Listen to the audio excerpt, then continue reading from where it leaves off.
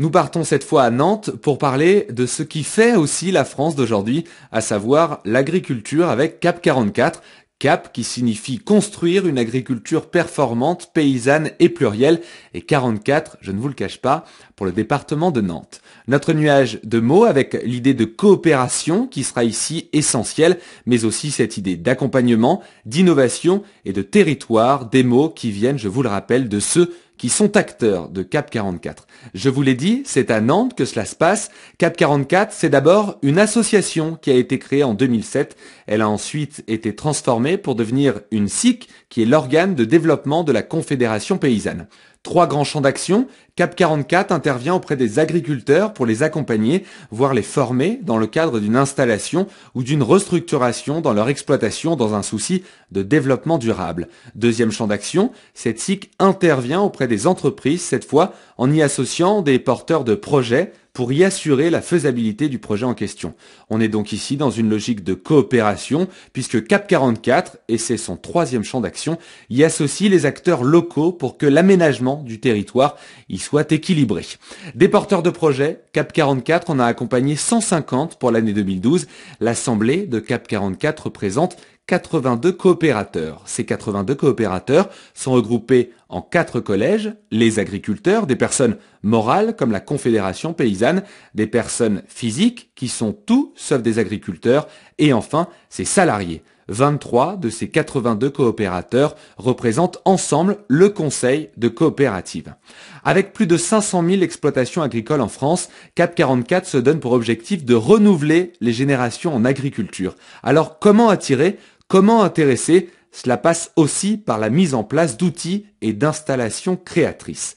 CAP 44 se mobilise également pour relocaliser la production en rapport à la consommation tout en refondant une vraie relation entre les villes et les campagnes. Alors comment changer d'échelle? Pour développer son activité, CAP 44 attend une reconnaissance de l'intérêt collectif des SIC dans 2 lois, celle de l'avenir agricole et dans la loi cadre de l'économie sociale et solidaire, car l'avenir de la France passe aussi par celle de l'agriculture.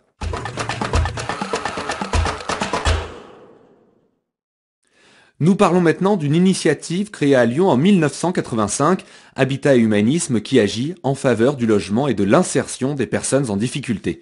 Solidarité, innovation, citoyenneté, finance solidaire, voilà ce dont il va s'agir ici. Habitat et Humanisme est présent dans la quasi-totalité de la France, à savoir dans 65 départements.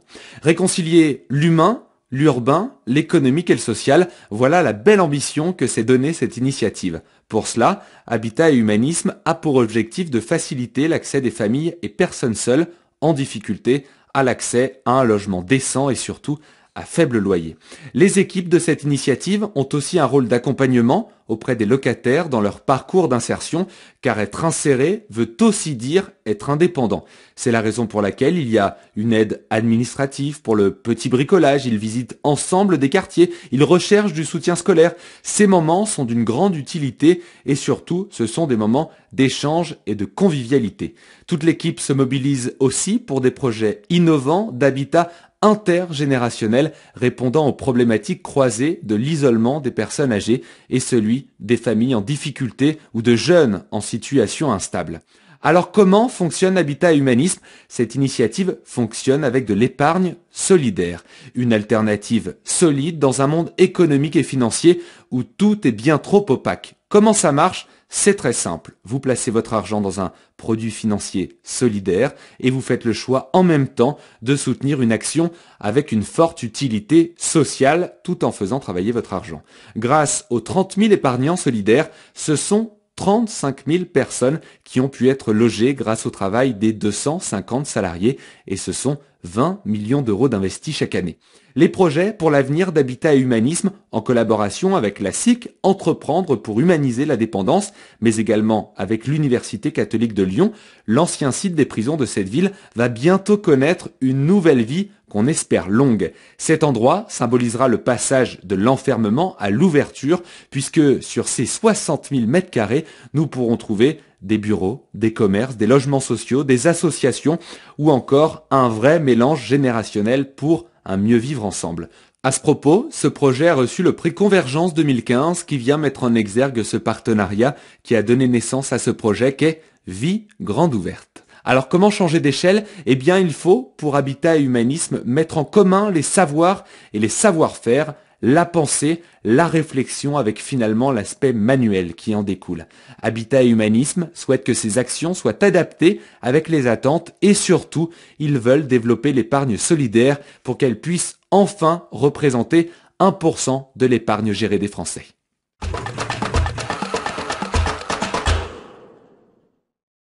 Gros plan sur la citoyenneté avec cette nouvelle initiative. Il s'agit de l'IEPC qui n'est autre que l'Institut d'éducation et des pratiques citoyennes. Qui dit citoyenneté dit aussi accompagnement, solidarité et formation. Vous découvrez le nuage de mots qui correspond à cette initiative. Et c'est en région parisienne que cela se passe, dans les Hauts-de-Seine précisément. 4 actions pour l'IEPC, gestion de 9 crèches associatives à horaires décalés qui s'adaptent au contexte socio-éducatif des familles. Elles commencent très tôt le matin, à 6h30 pour terminer tard le soir, à 19h30. Deuxième action, accompagnement vers l'emploi des personnes qui bénéficient du RSA. Troisième action, la formation des demandeurs d'emploi au métier d'aide à la personne, un secteur d'avenir, et à ce titre, l'IEPC est habilité à délivrer le titre professionnel du ministère du Travail, assistant ou assistante de vie aux familles. Et enfin, quatrième et dernière action, le conseil aux créateurs de structures, toujours dans un domaine qui est celui d'aide à la personne. 167 personnes œuvrent quotidiennement à la réussite de ces 4 actions. Le bilan est fort avec 465 familles accueillies, dont 258 sans activité professionnelle et déjà 84 demandeurs d'emploi ont participé à un chantier d'insertion. Le projet, l'ambition pour l'IEPC est clairement affichée. Ouvrir 6 nouvelles crèches d'ici à 2015. 2 sont déjà ouvertes, il en manque donc encore 4. Comment changer d'échelle? Faciliter les avances de trésorerie à l'ouverture de nouvelles structures. Vous le savez, actuellement la CAF donne un délai de 12 à 16 mois pour ouvrir une structure. Il faut donc faciliter ces avances de trésorerie. Et enfin, il faut davantage de moyens financiers pour qualifier leur fonctionnement. La CAF ou encore le Conseil général doivent appuyer un peu plus leur financement.